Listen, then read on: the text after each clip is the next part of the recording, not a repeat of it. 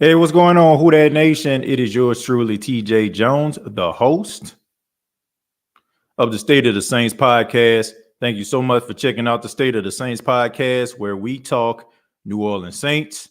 Shouts out to everybody that's listening right now. Shouts out to everybody that is commenting, those that are in the chat right now. I really do appreciate that. On this edition, we're going to be talking about the Saints free agents. The Saints have quite a few free agents, and we're going to be breaking some of those guys down and deciding, should the Saints keep these individuals or should they let them go on to greener pastures or send them out to pasture, whatever you want to call it. All right. But let's go ahead and get started, man. It's not going to be a long show at all. I haven't done a show in the last couple of days, so I just thought it would be right for me actually, just to have a show, be able to talk a little bit. I had some things that I've been working on, something I'm very, very proud of. I'll let you all know coming soon, but been kind of focusing on that. But let's go ahead and talk a little bit about Saints free agents as I drop my earbuds on the floor. But I got the list right here. I got it on my phone. A list of Saints free agents. Some of these guys we're not going to talk about in full detail, but I'll go ahead and read off the list. There's Bradley Roby, Davion Yamada, Deontay Hardy, Marcus Davenport, Jarvis Landry, Andy Dalton, Mark Ingram, Shai Tuttle, P.J. Williams, Tano Passanio, J.T. Gray, Daniel Sorensen, Kentavious Street, David Johnson, Justin Evans, Ethan Greenwich, Juwan Johnson, Chase Hansen, Albert Huggins, Marquez Callaway, Blake Gillikin, Kelvin Throckmorton, Andrew Dowell, and Caden Ellis. Now, there are a few guys on this list that are restricted free agents. That is a little bit different from being an unrestricted free agent. It means that if the Saints want to sign you back, they can sign you back. But also with the restricted free agents, a team can offer you a deal, and the Saints have an opportunity to counteract the deal that the team gives to you. For example, I want to say it was Raphael Bush maybe a couple of years back.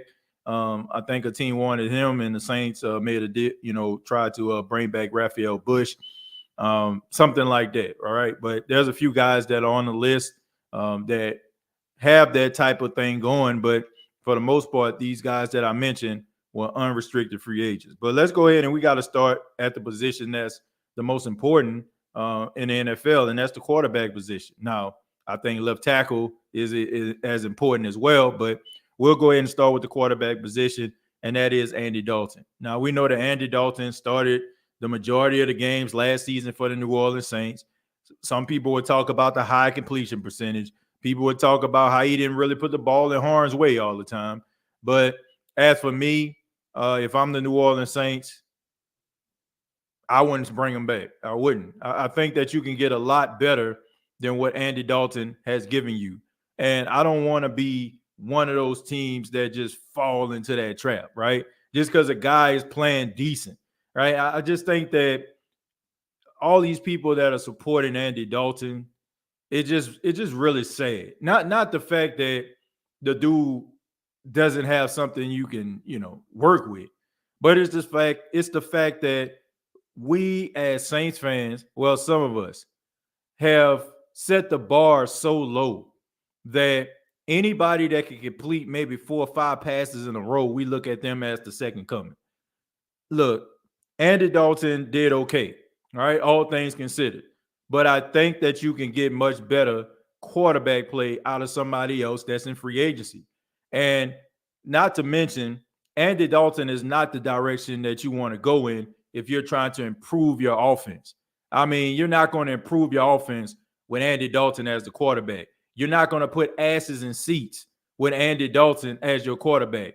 You are not going to generate any type of interest with Andy Dalton as your quarterback. Now, some people will probably say, so what? It's probably those older people that love traditional football, that just like the way that Andy Dalton looks, the way that Andy Dalton plays the game of football. But as for me, I just think that you can get better. And look, the NFL is a business. I know we don't want to look at it that way, but it's a business. You make money based on ticket sales, based on jersey sales, t-shirt sales, hat sales, and nobody is going to be sitting up in those Superdome watching no boring ass Andy Dalton play football. It's just that simple. It's not the fact that he's terrible. It's the fact that he's boring. All right. He puts me to sleep the way he runs his offense. And even though he might play steady throughout the game, at the end of the game, it's classic 94 Saints football. He's going to do something that is going to cost the Saints the game. We seen it in Tampa against the Tampa Bay Buccaneers, where he took a crucial sack when you shouldn't have took a sack. And we've seen it on several other occasions. So I'm good on Andy Dalton. Maybe some of you aren't, because, I know I'm talking. I know when it comes to the quarterback position, what the guy looks like, the way the traditional fan loves the way football is played. They love themselves some Andy Dalton.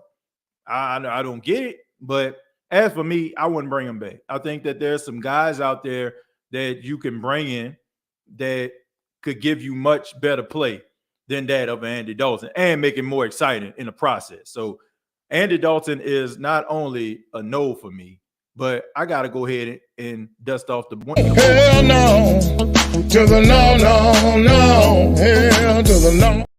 That's a hell to the no for me. That's a hell to the no for me. Let's go ahead. We're gonna move on. Let's go ahead and talk about the interior alignment. Let's start with David Onyemata. Now, I like David Onyemata a lot. I know Chosen refers to him as David on your mama, but the thing is, I like David Onyemata a lot. I think that he's a guy that has progressed.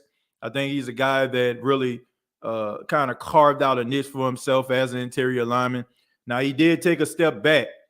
He did take a step back last year, and we can't let that go without notice. And he's a little bit up there in age now. I want to say he's 30 years old. So when guys start to get around that age, teams tend to be looking for younger guys that can play at that position.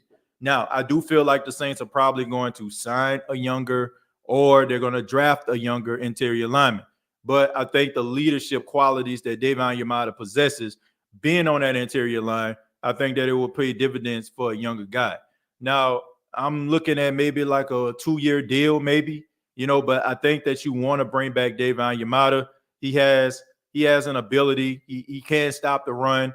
He's more athletic than some of these other interior linemen out here.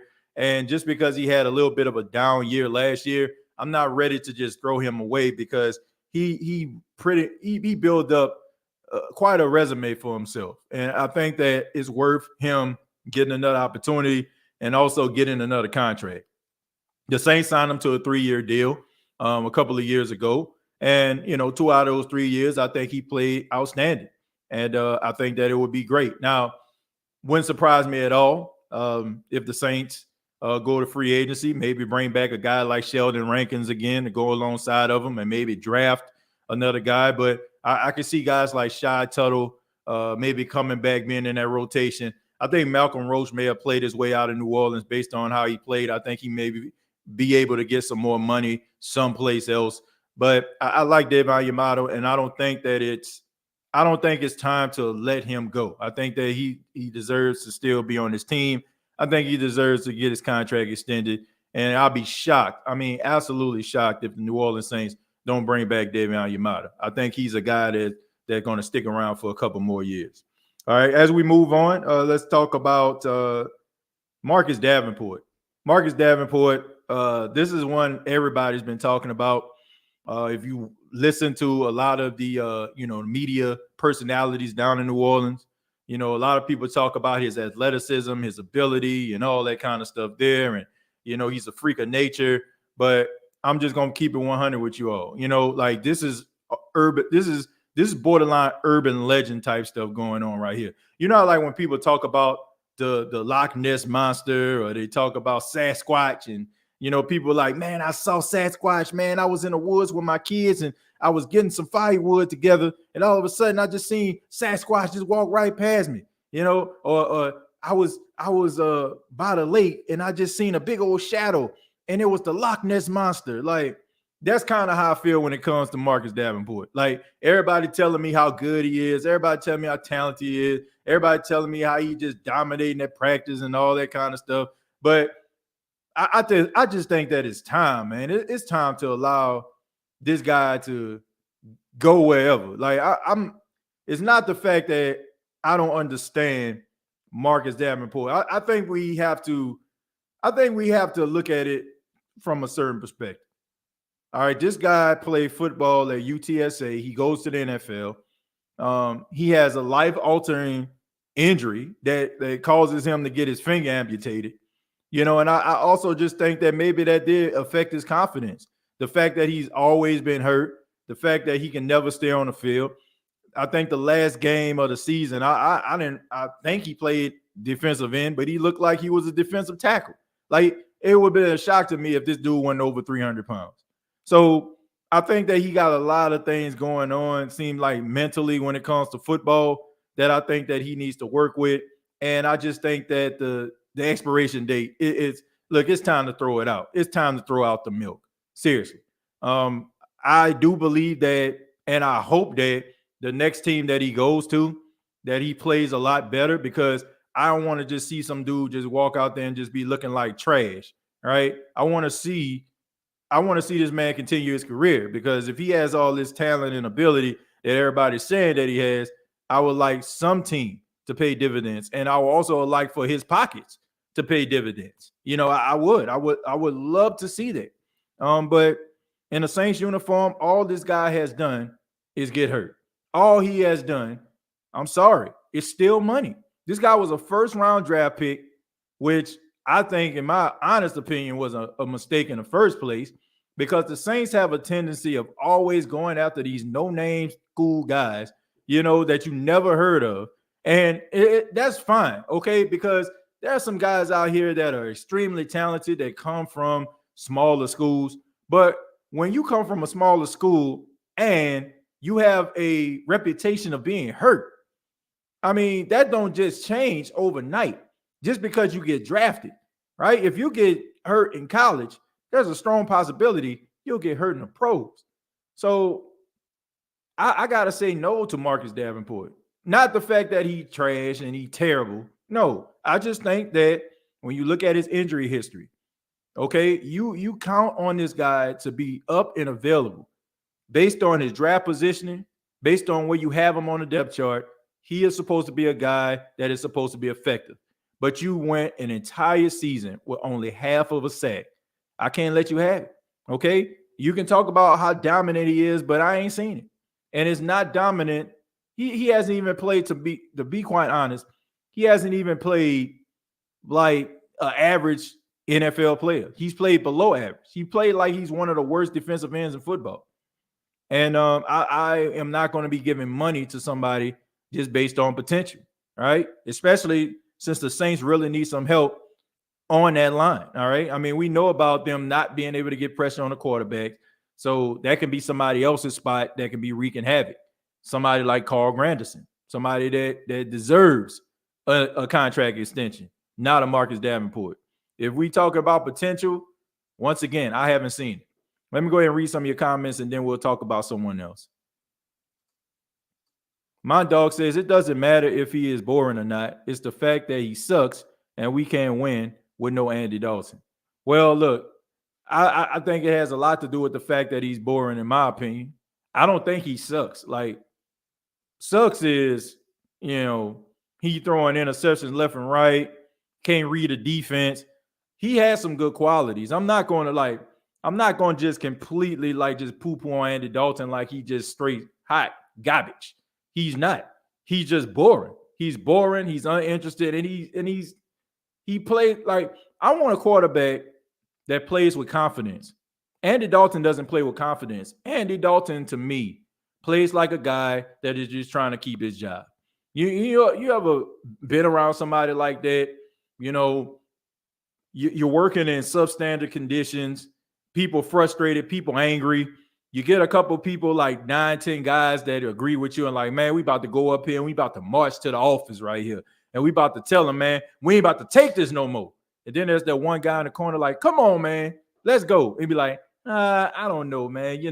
Man, I really need this job. That's kind of like how Andy Dalton is. Like Andy Dalton not going to go out there and try to make the play to win the game. Look, if there's a chance, it's a one-on-one. And let's just say, for example, the wide receiver got the cornerback beat. All you have to do is just lay the ball out there. I think he's the type of guy that strikes me like, I don't know if I should throw that pass because maybe the corner jumping again and intercepted. Let me go ahead and check this down. That's the type of guy I look at when I see Andy Dalton. A guy that just makes that decision so I could be the quarterback next week. So I'm good on that. You ain't winning nothing like that. I mean, he can keep his job, but you ain't winning nothing. And when you don't have when you don't have confidence, you definitely not winning anything. We honestly need a primary pass rusher now. Cam Jordan is getting old. Well, I think that's something that they definitely need to look into, even though Cam Jordan still has something left in the tank. I don't want it to be like a Drew Brees situation, how they used up every bit of talent that Drew Brees had in his body, right? And they still are paying for it, right? They're paying for it because they decided to go that route instead of trying to find somebody that can be the heir apparent. Even though Cam Jordan is still out there wreaking havoc and getting sacks, still, you want to find somebody that can go out there and generate sacks and get that 10 sacks just like Cam Jordan could, because Cam Jordan's best days are behind him, not in front of him, all right? At best, Cam Jordan maybe got about 2 or 3 more years left in the NFL at a prime level, okay? I think that the one thing that's working from Cam is the fact that he's never hurt. And I think that because he's never hurt, he's able to go out there and he's able to play at a high level because he doesn't have like lingering injuries that prohibit him from playing at that high level. But you don't want to take that for granted. You don't want to take it for granted because a guy has won the battle of attrition. You want to try to find somebody that's going to be able to replace him to give you that type of production. I'm not going to say the same production because we all know that Cam Jordan is special. He's a special player. He's been a special player. He's been a cornerstone of this team for over almost 13 years. This will be his 13th season. So, I would like for the New Orleans Saints to find somebody that can be his successor, where Cam can just go out there and just, do his thing. But it's almost similar to that of a victory lap, like allow this man to get opportunity, to get his flowers, build up his Hall of Fame resume. And hopefully you can put a team together where this man can end up in the Super Bowl, or maybe send him somewhere where he can win a Super Bowl. TJ, it's New Orleans. Who that? Let's see. It'll be the rigmarole. Yeah, man. Let's see. He has proven to be the end. We need to too injury prone. Yeah, it's over with. It's over with from Davenport. Let's see. He should be balling at this point. Yeah, he definitely should be balling. Multi-time Pro Bowlers, flirting with all pros, but that's just not it. But let's go ahead and move on. Let's go ahead and move on and talk about somebody else. Let's talk about somebody that always seems to find his way back on the Saints team. That's PJ Williams. Yes, PJ Williams.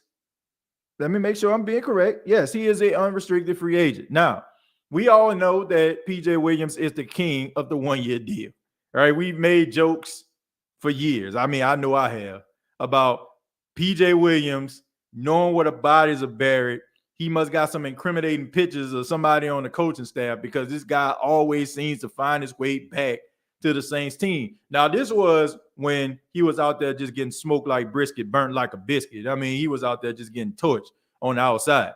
But since he has kind of settled into that safety role, PJ Williams has been one of the best in the brightest spots of the Saints secondary. But PJ Williams has been dealing with injuries. There's guys that are starting to come along. There's some guys I think that the Saints probably going to end up drafting, maybe get a safety. There's some guys that play safety on the team that they had high expectations for, guys like Smoke Monday.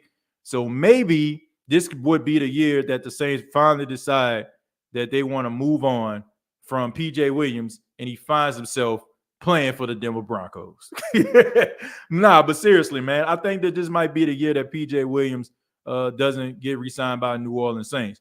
And, man, respect to PJ Williams for him being willing to take those 1-year deals and being able to come back year after year after year, because I know there's a lot of guys that wouldn't be willing to do something like that.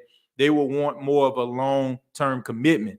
So I do think that PJ Williams still has something left in the tank, but I'm afraid that the Saints might be trying to move on from PJ Williams. But I will say this: PJ Williams has earned my respect as a player, because back in 2018, the song was sound a tad bit different. I was not a fan of PJ Williams. I did not respect his game at all. And to be quite honest with you, if you go back and look at like some of the State of the Saints archives, you'll definitely know how I felt about PJ Williams. But he definitely won my respect. I have eaten crow many a days talking about PJ Williams. I didn't think that he would be any type of decent player in the National Football League. But shouts out to Dennis Allen, the defensive staff, who realized that PJ Williams is better at a safety than he is as a cornerback, because they saved him about 5 years on his career. But I don't see it happening. Like, I don't see it happening. Like, I don't see him. I won't say I don't see it happening. I just think that the Saints may be looking to get a little bit younger. And you also have to look at the fact that, they're trying to save a little money. So if you can get a younger guy that you don't have to pay that much money to, that can give you the type of production maybe PJ Williams did, then I think the Saints might go in that direction. Is Peyton Turner a bust? Says Dalton. Look, I think it's too early in his career to tell, but it is reaching that territory, especially since he's a guy that never seems to be healthy. I don't want to say that a guy is a bust. Like, this is going into his 3rd year. Like, I don't want to call the guy a bust because, only 2 years of his career. And I think that it has a lot to do with the fact that he's not available. Now, if we keep on having these conversations, we're going to have to call it what it is. I'm not willing to call him a bust just yet. But it's reaching that territory. I will say this. Peyton Turner going down the same road as Davenport seemed like it. Yeah, I mean, it looks like the same guy, right? They about the same height, they about the same weight, and it just seemed like to me like, they injury buddies, right? They not meeting at the quarterback, they meeting at the hot tub. You know what I'm saying? Like, that's what they meeting at. There ain't no meeting at the quarterback between those two. It's a meeting at the hot tub, and that's not where you want to be. Okay, you don't want to be in a tub more than you're in a club. You know what I'm saying? So he's definitely reaching that territory, but I'm not willing to call him a bust just yet. Traquan Smith too. Yeah, Traquan, I think is pretty much over for him. He didn't have any suitors last year. I think the only team that actually called him and did an interview with him was the Falcons, and that had a lot to do with Terry Fontenot being the general manager coming from the New Orleans Saints. So Terry Fontenot was very instrumental at bringing Traquan Smith to New Orleans through the draft, helping out with that process. So that didn't surprise me at all. But, I mean, Sean Payton loves Traquan Smith. He loves him. Like, he loves him. He likes the way that he plays. He liked the way that he actually, he blocks and all that kind of stuff. So maybe there's a spot for him in Denver. I really feel like there's a couple guys that I feel like can find their way to Denver. If PJ Williams don't come back, I think he can be with Denver. If Deontay Hardy, more than likely he's not coming back, I think that he'll find his way to Denver. And Traquan Smith is another. So it wouldn't surprise me at all. PJ has stepped his game up. Yeah, he definitely improved. He's definitely improved as a player. Safety PJ Williams or cornerback PJ Williams, because it's two different dudes, same body. Yeah, cornerback PJ Williams can't bad. Look, he couldn't make the light. You know what I'm saying? Like, if the light was green, you know what I'm saying? He couldn't do it. Like, he couldn't make noodles if he had a pot and some water. He just couldn't do it, man. But as a safety, he was pretty doggone good. chosen facts. Turner and Payton are clones. Um, well, yeah, they definitely are clones because Payton is his first name and Turner is his last name. But Derek, I get what you're saying. I guess you talking about Davenport. That man said Payton. I mean Turner and Payton are clones. They definitely the same. They definitely the same. I ain't gonna lie about that. Man, I don't look Payton and Turner, man, they the same person. People are too confident in Smoke Monday. What makes him so special that every Saints fan is excited about him? Is it an SEC thing? KT, it has nothing to do with, like, not for me. Not for me. I think, yeah, I will say this. I think a lot of people's excitement was when he got signed by the Saints. There's this video with him passing Mercedes-Benz Stadium. And he like, y'all gonna have to see me twice. Y'all gonna have to see me twice. And he fits that mold that we love. We like the brash, arrogant, noise talkers, like the guys like the CD Deuces and Smoke Monday kind of fits that mold. I'm looking at it from a monetary standpoint. I'm looking at it from a contractual standpoint. The fact that if you can actually build this guy up and develop him, it's not going to be a starter, but if you can actually get him on the field, that's less money that you have to pay out to a guy to play safety like PJ Williams. So I'm looking at it from a contractual standpoint. I don't know what he can do as a player in the National Football League. I don't know if he can be the second coming of CD Deuce, as far as him being with the Saints, or a guy that just gets smoked down the field. No pun intended. But I'm looking at it from a money standpoint. I'm not looking at it like, oh, he about to go out here and change. He about to change the way the Saints play defense in the secondary. Like, I don't know that. I don't think so. But I do think that he has something that he can bring to the table that's beneficial. So it has nothing to do with the fact that I just think that he's gonna set the world on fire. But let's go ahead and move on. Let's talk about Juwan Johnson. Juwan Johnson is a restricted free agent, which means that the Saints get first dibs on him. Like he can go out there. A team can offer him a deal, but if the Saints can match it. I don't see the New Orleans Saints letting Juwan Johnson go. I don't see that. I see Juwan Johnson being with the New Orleans Saints. I think there's a lot there. I think that he's improved at playing tight end. The first year he played tight end, it was a little bit sketchy. I was very concerned. Let me take that back. I was not concerned about Juwan Johnson. I was more upset the first year Juwan Johnson became a tight end because it just seemed to me like Sean Payton just did not want this dude on the field. And it just didn't make sense because for like 3 weeks straight, like I'm talking about his first year when he transitioned from receiver to tight end, he was making plays. He was making plays in the red zone. The Saints needed a big play. He was there. Like he was out there really making things go. And then all of a sudden, here comes Sean Payton trying to make Adam Troutman work, trying to make Nick Vernett work. And it just did not work. And then his second year, him kind of being comfortable with the tight end position, that's when you start to see him play a little bit better. Now, I do think that he needs to work on his pass catching just a little bit more. There's some times where he had opportunities to make plays and ball bouncing the air getting picked off. But all in all, I like Juwan Johnson's play. He reminds me a lot of Shannon Sharp. Like he reminds me of a young Shannon Sharp. Like Shannon Sharp wasn't the biggest tight end in the world, but he had that ability to catch the ball and he can run really good routes. And he was an above average blocker. Okay. Kind of similar to Juwan Johnson. Now, Juwan Johnson ain't there yet, but I do see some tendencies that of a Shannon Sharp. And I think that the New Orleans Saints can actually utilize him. And I will say one thing about Andy Dalton. I like the way that he used Juwan Johnson. That's something that I like. And I also like the way Jameis Winston used Juwan Johnson as well.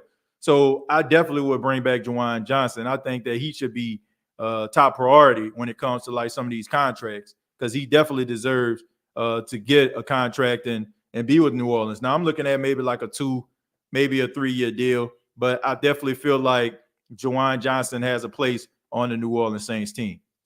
Chauncey was my guy. I'll take another Chauncey. Like I said, I don't know if he's gonna be Chauncey or not, though, KT. I just think I think when it comes to like his how brash and confident he is in himself, I think people just kind of like that. Like I think people, I think people fell in love with the video more so than they fell in love with the actual player. Like, because I'm pretty sure you have more people.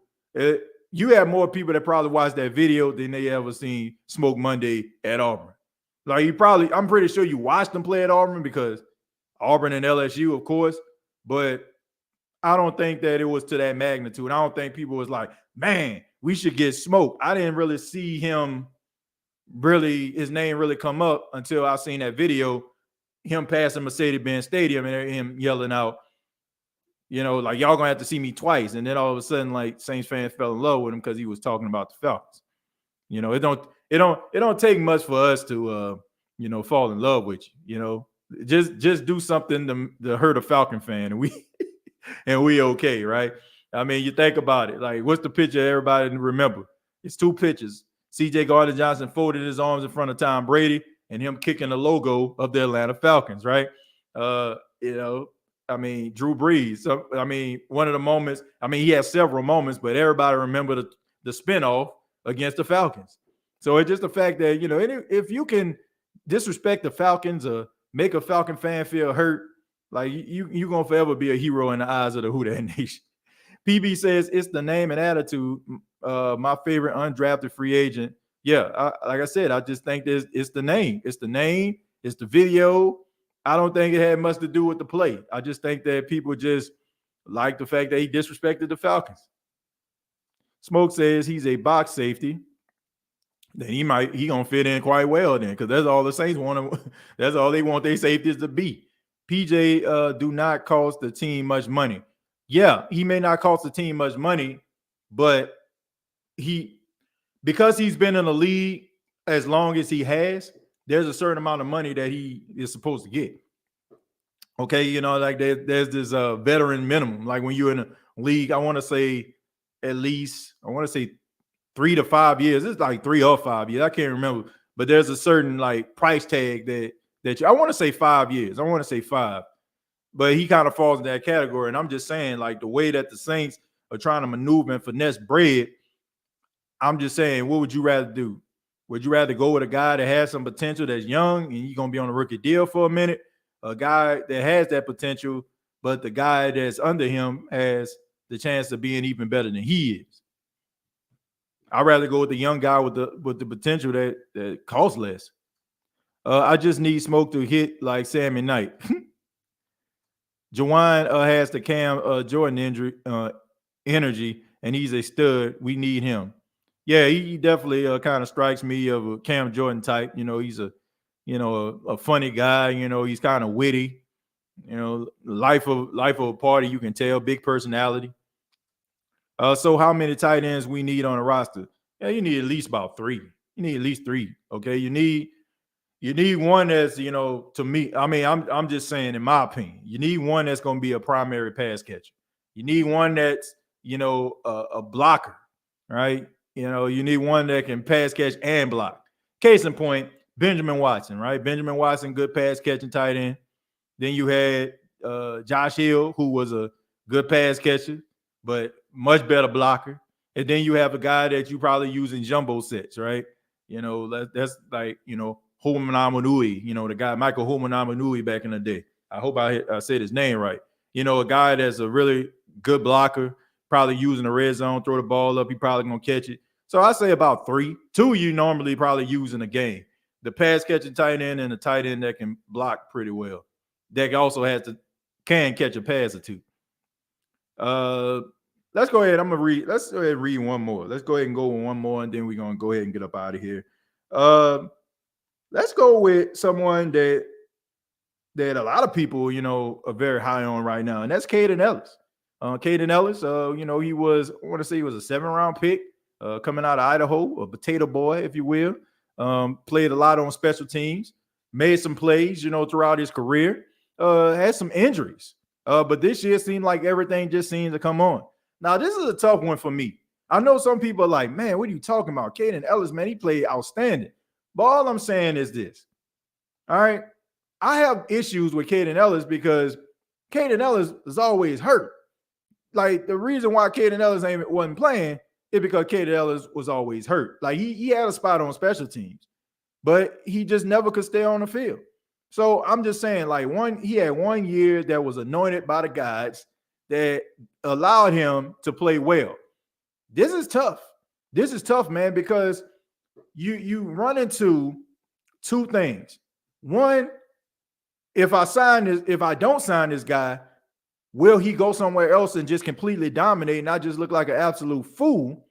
Or what if we sign this guy and the injuries continue to happen again? So my thing is, what do you do? So I like what Smoke said here, because this kind of coincides, kind of like we speaking the same language, because I was thinking about this. But the 1 year deal thing, I think that he'll be able to get more years somewhere else. And with that, that will cause you to have to allow him to walk. I like Caden Ellis a lot. I think there's something there. I think that he definitely played and rose to the occasion this season.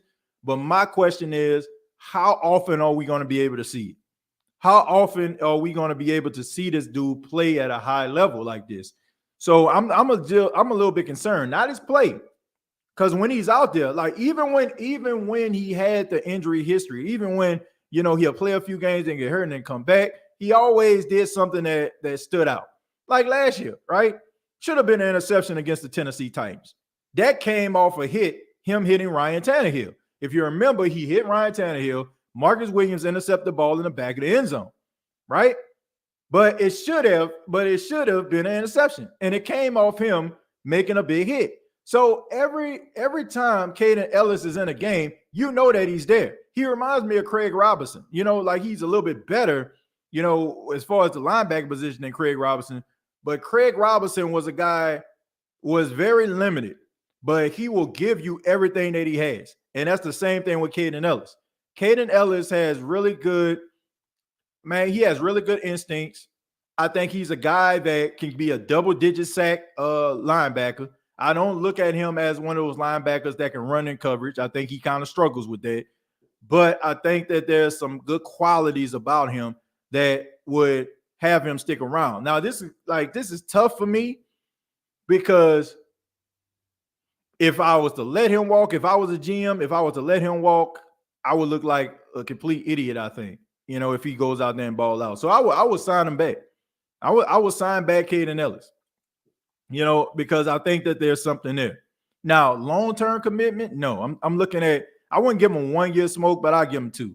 I'll give him 2 years. I'll give him like 2 years, like $7 million, something like that. 2 years, $14 million, something like that, of that magnitude. But I'm definitely not committing to him to a long term until I actually see it again. Like I gotta see that you're healthy. I gotta see that you're gonna be on the field. I gotta see that you're gonna be grinding. I gotta see that. I agree. The best ability is the availability. Yeah, I mean, that's just the truth. Like, no matter how good you are, if you're not on the field, must resign Caden Ellis as a keeper. TJ, it's not tough. Sign him, bro. He's not signing no 1 year deal. Would be another mistake by this current regime. I'm not saying, look, is he worth, there's a difference between a keeper and a guy that's worth signing. All right. A keeper is, Alvin Kamara. A keeper is Lattimore. Like a keeper is, like one of those guys, like a Ram check or something like that. This guy is like, I don't want to, there's something there, so let's go ahead and re-sign him. Like, I don't think he, like, a keeper is like, without a shadow of a doubt, this dude, like, is a true difference maker. Like, he's a true, like, difference maker. Like, without him being on the field, like, if you look at Kamara, when he's not on the field, you can tell. When Lattimore is not on the field, you can tell. When Ramczyk is not on the field, you can tell. If Caden Ellis didn't play, I mean, somebody else would go pick up the slack. P. Warner played just as well as him, if not better. We wouldn't have never even known about this this advent of Caden Ellis if Pete Warner didn't get hurt. We wouldn't even knew this. Like if like there's a fine line between actually seeing it up close and wondering what the potential is. If we had this conversation, if Pete Warner played every game this season, would we be having this conversation about Caden Ellis, or will we just be like, I like him, so let's keep him? I just think there's a difference, man. Like, but I do agree with you. He's worth signing. I don't think that he just I think that you can find something. I think you can find something else out there that's better than him, but they probably cost a little bit more than he would. But yeah, I'm looking at maybe a 2-year deal. I'm not throwing no 3-4 year deal at a guy who missed more games than he actually played. And then on top of that, you weren't even a starter. So that's my biggest issue. My biggest issue is your availability. Throwing money at guys that ain't gonna be out there, and we're gonna go back and be having these conversations about why this dude ain't playing. So you got to be very, very, very careful with that. But I mean, Ellis is a good player. Wouldn't hurt having him on the team. My thing is with him is he a linebacker or a pass rusher. I think he a better pass rusher than he is a linebacker. He can get to the quarterback. Like I look at Caden Ellis. Caden Ellis could be like your TJ Watt. Now he's not TJ Watt, but he can be your TJ Watt, where you can get those 11, 12 sacks. I think he has that ability. I think he has that ability to be a double-digit sack guy. Now, as a linebacker, chasing guys around, I think he a little bit of a liability at this point. Caden also was one of the top pass rushers. Caden Ellis is better than you're giving him, TJ. When you compare him to Craig, you're selling him way short. No, I'm not. I don't think so. And, like I said, it's not the fact that I think he's bad. I just mentioned that him being a double-digit pass rusher. I think he has that capability. But, he ain't Lawrence Taylor or nothing like that. He ain't, he an average linebacker. I won't call him, he's an average linebacker from what I've seen. Linebackers today got to be good in coverage. He's not very good in coverage. Linebackers today got to be able to chase down, running backs and tight ends and stuff like that. He has speed, but it ain't elite speed. But when it comes to putting his hand on the ground, getting to the quarterback, yeah, he can do that. He has more than just the bull rush like most of these defensive ends have outside of Cam Jordan. All these guys just have one move, and that's a bull rush, pushing the guys to the face, for the exception of Cam Jordan. But I've seen better linebacker play. I've seen better linebacker play. At this point, he could be wrong. I mean, he could prove me wrong, but right now he's an average linebacker. Let's see. Landlord says, "Miss me." Thank you for the $2. And honestly, man, shoot, we missed each other because I haven't done a show in a few days, at least about 3 days, right? 3 or 4 days. Yeah, so glad to see you back though, man. I'm back home, had a grocery run to do. I was listening and driving. Well, we appreciate it, man. We're about to go ahead and wrap it up anyway. Speaking of grocery shopping, I think I got to stop by the store before I go get Paxton. Says he would be awesome in a 3-4 scheme. I think, I don't want people to make it seem like I'm saying that Caden Ellis is trash. All I'm saying is he's not an elite linebacker. He's not an elite linebacker. He's not a guy that you just sitting up there worrying about the brink truck bracking up to his house. Do he deserve to have a spot on your team? Yes. Do I feel like he can be a contributor? Yes. Key contributor? I don't know about that. I don't think you're building your defense around no Caden Ellis. But there's a place for him on his team. Let's look at the pecking order here. Is he better than Demario Davis? No. Is he better than Pete Warner? No. Right? So those are your two guys right there, right? And you can add him in, he's better than a couple of those linebackers that they have on the team. He's better than Zach Bond, who was drafted higher than he was. But nah, this dude ain't the second coming of Ray Lewis or nothing like that. But I do think that he has. If you allow him to rush the quarterback, I think that he can be a 10-digit. I mean, yeah, a 10 sack guy. I think he can be that. He's had issues moving left to right. Well, like I said, I mean, he kind of struggles a little bit in his pass coverage, but getting to the quarterback, he has a knack for that. I'll give him that. If the Saints go all in on Derek Carr, all bets are off on the Caden Ellis signing, along with others. Man, I've heard stories that Derek Carr is gonna, kind of prolong this process. Man, I'm sorry, man, but Derek Carr ain't worth me staying up at night and waiting for him to sign with me. Look, I see how people trying to gas this dude up, which just makes you realize that if the league wants you to be successful, they gonna make you successful. If they want you to be the bottom of the barrel, they're gonna make you bottom of the barrel. I ain't hear nobody really talking about no Derek Carr at all, except for the fact that, if they're showing some videos of him crying after taking a sack, or John Gruden talking about, I don't know what I got in him.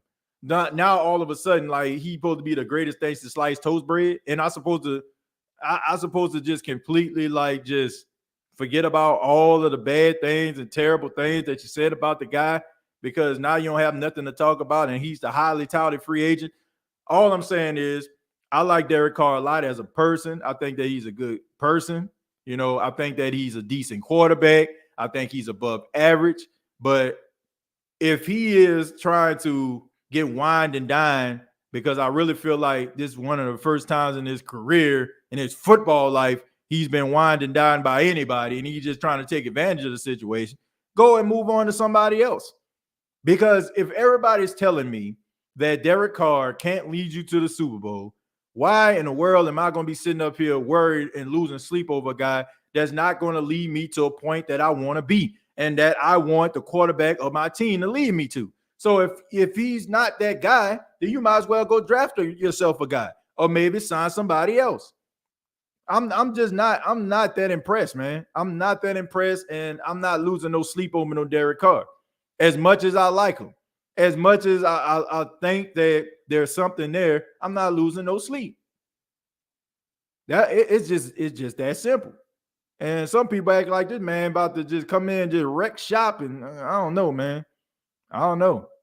Think he good, but he ain't worth me staying up all night good. Carr looks like he's waiting on the Jets, just like I thought. Well, if he's waiting on the Jets, good for him.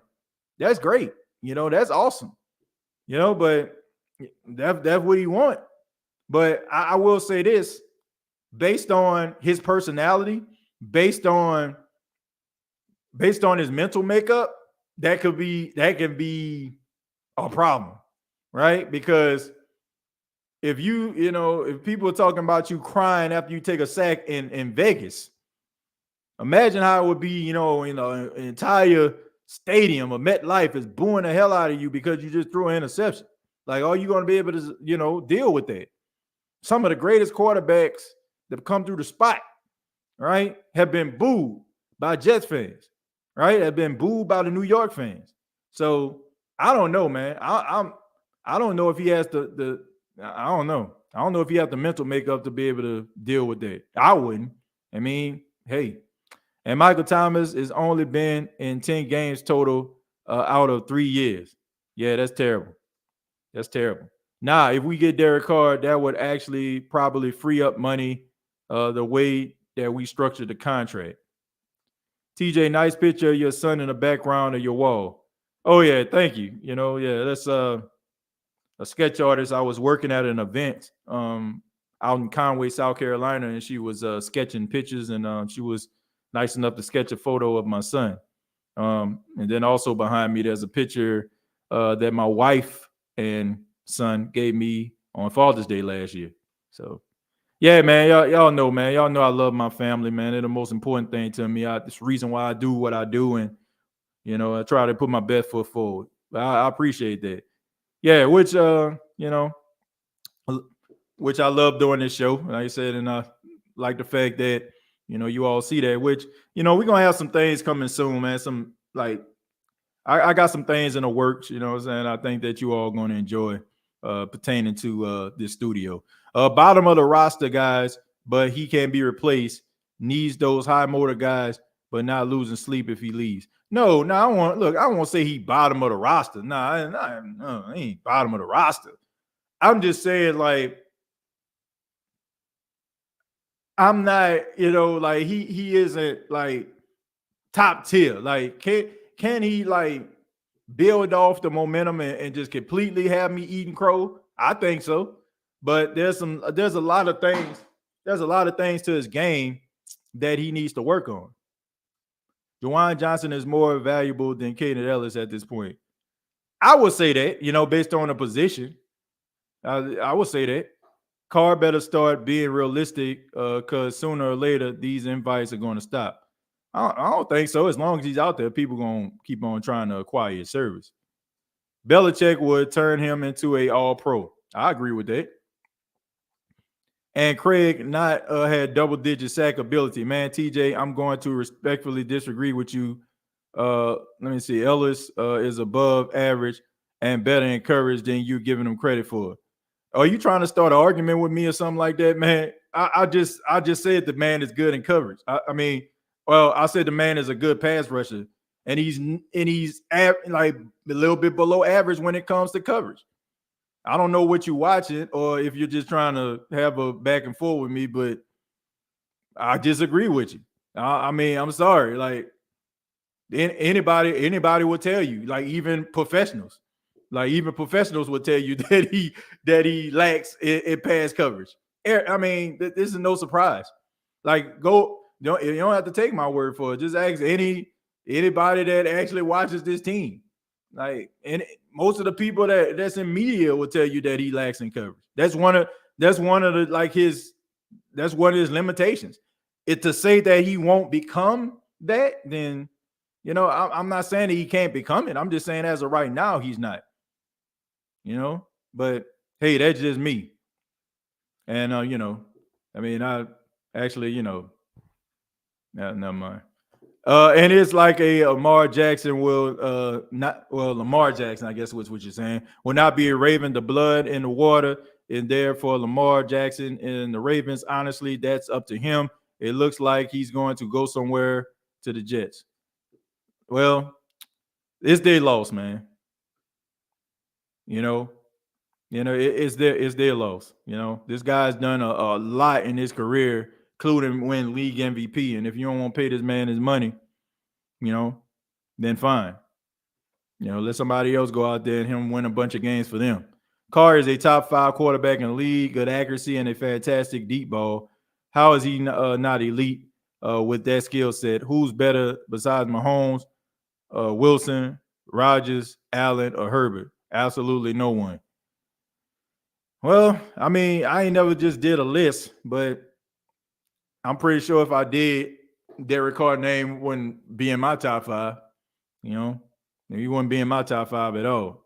I think that he has a special skill set. I think you can win with him, but do I think I give him like top 12, maybe top 15. I've been hearing people say, but I give him like top 12. But the thing about it is you don't have to be an elite quarterback for your team to go to the Super Bowl. You don't need to be elite. You just got to not make too many mistakes, and not put your team in harm's way. No argument. That's not me. I'm just saying what I see when I watch him. I'm saying he's not. I'm not saying Kaden Ellis is horrible either. Like, I want you to understand that. I'm not saying that. Like, just because I say he lacks in something doesn't mean like there's nothing there. Like, he has the ability and the skill set to be like, he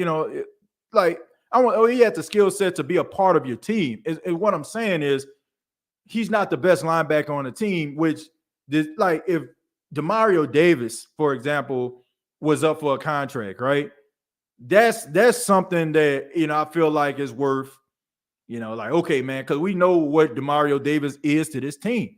And P. Warner, as far as what he has done, we know what he is to this team, right? So, that's the way I roll. NFL the best says, I'm not sure what your name is, but it's in yen, I guess, 2,000 yen. And I appreciate that. Thank you very much. Konnichiwa. I hope I said that right. Baltimore don't do business like that. They set the price, and that is they don't care who you are. Well, they're gonna be making a lot of mistakes, and also inevitable. I think it has a lot to do. Could be wrong. It has a lot to do with the fact that they never had an elite quarterback. Can anybody? Okay, let me start naming off some names. Right, Tony Banks, is he elite? No. Trent Dilfer, is he elite? No. Albus Gervak, is he elite? No. Then you had Steve McNair. I mean, he was towards the tail end of his career. Body was completely beat up. Is he elite? No. Then after him, who was it? Joe Flacco. Was he elite? Even though he won Super Bowl MVP, even though he shouldn't have, because my guy Jacoby Jones should have been the MVP when they won that Super Bowl. But was he elite? No. So I think it has a lot to do with the fact that they always had, and the reason why they've been so good, if you think about it, they always had middle of the pack quarterbacks, and they were able to build the team around the defense. So they were able to pay the defensive guys, get some pretty average, wide receivers from time to time, above average running backs. Man, they've been having the same mom and pop shop with the same mom and pop deals every single year since I can remember the Baltimore Ravens. They never had a quarterback of this magnitude ever. This is the first time where they really gonna have to pony up. They didn't have to pony up back in those days because that defense was just so damn good. But now you got to do it. And that's another one. Thank you very much, Kyle Bowler. That was just a little blip on the radar. That's the reason that he kind of just slid past. I'm just impressed. I know all those. Like, come on, man, you got to be impressed that I know all those Baltimore Raven quarterbacks now. Come on now. Come on, your boy know the game. But but seriously, they never had a top-notch, top-flight quarterback. So and landlord, Josh, you hit the nail on the head. You said Joe Flacco was the greatest Baltimore Raven quarterback of all time. Okay, I'm gonna finish that up right there. Okay, better than Montana, better than Breeze, better than Manning, plain and simple. Hell no, to the no, hell to the no. You should have just stopped with the greatest Baltimore Raven quarterback of all time. Nah, but seriously, man, they just never had to pay a quarterback. You think about it, inevitable. I mean, that's the reason why they kind of caught up in this situation. I'm gonna read a few more down. I really truly had to get up out of here, folks. Defense and running game is Ravens' motto. I agree with that 100%. Nail on the head. In early 2000s, they got to the Super Bowl because of the Ravens' defense in 2000, and they never had an elite quarterback. I can't even say Colin Kaepernick at the time was more elite than Joe Flacco. That's true. Now that is true. That is pretty dead on. Colin Kaepernick at that particular time was better than Joe Flacco, but the totality of their careers, Joe Flacco was better. Joe Flacco is the greatest Baltimore Raven quarterback of all time. I mean, I don't feel bad about saying that. I don't think I'm wrong for saying that. I don't think there's anybody that was better at the quarterback position. That includes Steve McNair, because Steve McNair was beat to all hell by the time he got to Baltimore. Everybody, if you followed the Tennessee Titans during that time, I mean, dude was Iron Man. He ain't missed games, but my goodness, I'm talking about, this dude stayed getting surgery here, messed up ligament there, and separated this, and rest in peace, man, to Steve McNair, man. But by the time he got to the Baltimore Ravens, he was not the Steve McNair MVP quarterback, Steve McNair, which they screwed him, by the way. They didn't want to make him the lone MVP. They had to have him as a co-MVP with Peyton Manning that year. I ain't never heard of that. But, hey, it is what it is. But I want to say thank you all for checking out the State of the Saints podcast. Really do appreciate it, man. Much love to everybody that stopped by. Hope everybody's having a good day. Shouts out to everybody that might be looking at this after coming from the parades out there on Mardi Gras. Fat Tuesday is today. I definitely miss those days, man, going to the parades, getting up 5 o'clock in the morning, having that good smell of fried chicken, like just going all through the house, because my mom, she making those little small pieces of fried chicken, little drumettes, for us to get packed up, and going out there under the Claiborne Bridge, man, looking at the parades or watching a Zulu parade, watching a truck parade. Man, those were good times right there. Definitely want to get back there. Shouts out to the people in New Orleans. Shouts out to the people of Mobile, Alabama, who trying desperately to make people believe that their Mardi Gras is better than the one in New Orleans. I mean, we know that you all started it, but we know who finished it. But regardless of where you are in the world celebrating Fat Tuesday, hope that you're having a good day. All right. Previous episodes of the State of the Saints podcast are available on Spotify, iHeartRadio, Anchor FM, Facebook.com. I have to say it backwards, man, because I feel like I've said it the same way all the time. Also, you can check out Facebook.com, search the State of the Saints Podcast Network. Subscribe to this channel, search the State of the Saints Podcast Network. And also, I'm proud to say, man, that we're back with Manscaped, man. Manscaped for the third year. Worked out some deal with Manscaped. But how long I will stay with them is up to you, okay? If you go to manscaped.com, use the promo code SOTS, you will save 20% off, all right? So I want to continue to work with Manscaped, but if it's something that everybody not using here on the show, that, it is what it is. But once again, manscaped.com, use the promo code SOTS. And, I'll even make it interesting. If you buy anything from Manscaped using that promo code, I don't care if it's $5 or $10. The first 3 people that send me a purchase from Manscaped, I'll send you something from them as well. Okay, they send me a lot of cool things and all that kind of stuff. So a lot of things that they send me, I actually have 2-3 times over. So so I'll make it interesting. If you purchase something from Manscaped using the promo code, just email it to me, show me, the proof of it. First 3 people do that, then I'll send you something. Just make sure, like, when you send the receipt, you put your address and stuff like that, so I can know where to send the information. And also, I'm very proud to say this, man. I actually been working on a children's book, man. Children's book.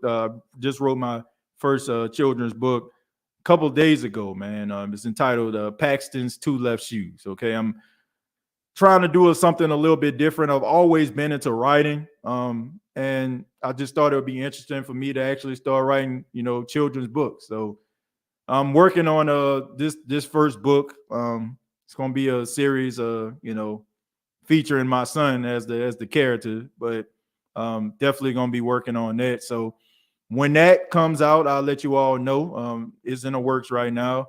Very excited about that. Looking forward to working on this project, and hopefully when it does come out, some of you, will purchase that as well.